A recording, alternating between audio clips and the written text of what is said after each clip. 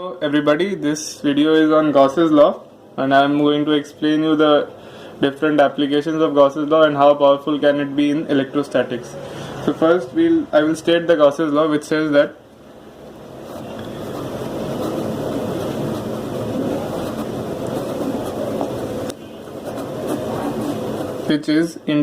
closed loop integral over surface E dot dA is equal to Q by epsilon naught, where Q is the charge inside that region. Suppose you have a surface and there is some charge Q. The total surface area is S and the volume is V. So if the electric field due to this charge at different positions is taken and multiplied by the area dA over there, then the entire integral over this entire region will give you Q inside divided by epsilon naught. So this can be very powerful in case of symmetrical situations like a line charge or a plane charge. Suppose I give you an example. There is a line charge Q which is infinite and has charge Q means dQ by dl, that is, and it is a constant, suppose lambda. Now you want to find the electric field at some point P, which is at a distance r from this place. Now the thing is, we can simply use the integral to find it, but here I will use Gauss's law. Suppose because of the symmetrical situation, the charge exactly at the opposite points, they will have an electric field like this and this one will have like this. So the vertical components will cancel out, but only the horizontal component remains. So here we have this electric field. So in all the points, at all the points, the electric field will be in this direction only, and similar for this side also. So what you can do is, we can take a cylinder of radius r and length L. Now what you do is, since the electric field is always radially outward in this direction, and we assume that it is same because we have taken lambda to be constant, so we will have E dot dl, this integral E dot dA, to be equal to E times 2 pi r times L, because the surface area of this region is this. So this is equal to Q inside. Q inside, what is Q inside? The charge inside this surface. The surface is from here to here, so the Q inside should be lambda times the length of this divided by epsilon naught. So what you finally have is E equal to lambda upon 2 pi epsilon naught r. Okay, so this is one of the examples in which Gauss's law can be very useful. So I will now like to prove this thing. So what you do is, you take a point charge Q at the center of your coordinate system. Now what you do is, you take any arbitrary surface S. The point is at a distance r, and in spherical coordinates, this angle can be taken as theta and this angle can be taken as phi. Now what you want to do is E dot dA. So in spherical coordinates, dA is given by r square sine theta d theta d phi, and we want to integrate it over this surface. So what you will get over here is, because the charge is Q, so by simple electrostatics we know that for a single charge, the electric field at this point is given by this multiplied by r square sine theta d theta d phi, which we will get as Q upon 4 pi epsilon sine theta d theta and d phi. Now what are the limits of theta and phi? Theta obviously goes from 0 to pi and phi goes from 0 to 2 pi. Now if you evaluate this integral, you get this. So which will give you q by 4 pi epsilon times 4 pi.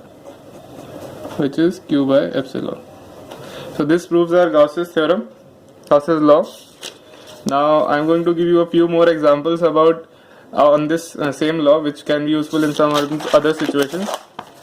The most used probably is the one which has the plane sheet. This one. Suppose you have a sheet, two-dimensional sheet, which is large. Now it has charge q distributed uniformly over its entire surface. So you can take the charge per unit area as constant, which can be taken as sigma. Now what we want to do is we want to find the electric field at a distance L from this sheet.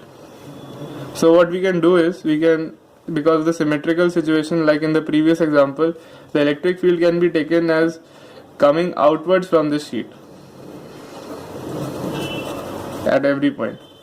So what you do is you take a cylinder passing through this sheet, an electric field in this direction in both of them. Since the situation is symmetrical, so we'll get the same E in both the sides. Now again we need to evaluate this E dot dA, which is equal to E times, if this is taken as delta S plus the same thing, because here also we have delta S, so it will be 2 times delta S. This would be equal to Q inside. What is Q inside? The Q inside, this is the charge inside this cylinder, which will be equal to sigma times delta S, because this is the region in which it is covering. So we will get sigma times delta S, which simply gives E is equal to, this is divided by epsilon naught, sigma upon 2 epsilon naught. So this is for the situation of plane charge. One more situation can be that you have spherical symmetry. In case of, suppose, a uniformly charged sphere. In that case, suppose you have this sphere which has charge q, a total charge q. Now you want to find the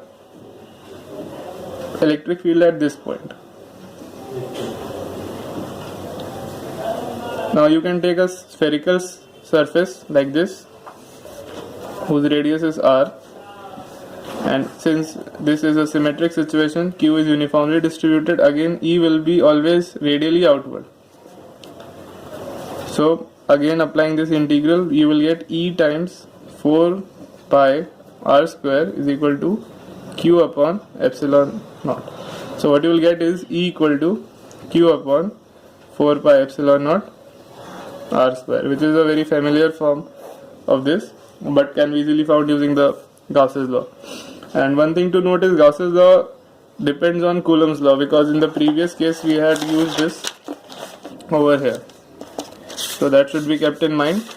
And finally I would like to give you one more form of the Gauss's law, which is in divergence form. So what you have is integral E dot dA is equal to q upon epsilon naught. Now the thing is, suppose you have some surface S, a volume which has a volume V. The total charge inside will obviously be equal to the charge density is rho times dV and the total integral of it. So this will be q. So this can be written as rho dV upon epsilon. We were discussing about the electric field. So we had reached here E dot dA is equal to integral of rho dV by epsilon naught. So the thing is, we want to transform this integral in this form. The theorem which we will use is in vector calculus is divergence theorem, which gives A dot dA, A is any vector function, is equal to A del dot A dV, where the surface and the volume in consideration have the same thing, means this is the volume and the surface is S. So we are integrating over this region. So we'll use this over here. So after applying this, we'll get del dot E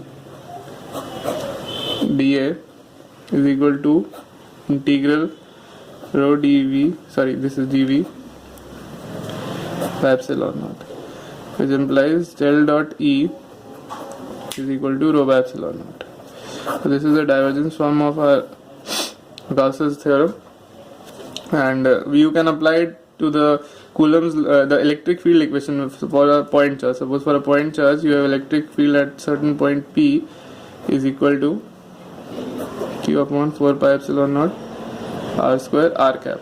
Now if you apply this thing, del dot E, it gives you Q upon 4 pi epsilon naught, which is a constant quantity, and del dot R cap by R square. Now if many of the viewers may know that this quantity is equal to 4 pi times delta function, Dirac delta function R. So what you have over here is R, which means that this quantity will only be 1 when R is equal to 0. So you get this thing. So which gives us that the charge density for a point charge is Q times delta R. I will discuss about this function in the next video, but for the time being this is what I have to tell you.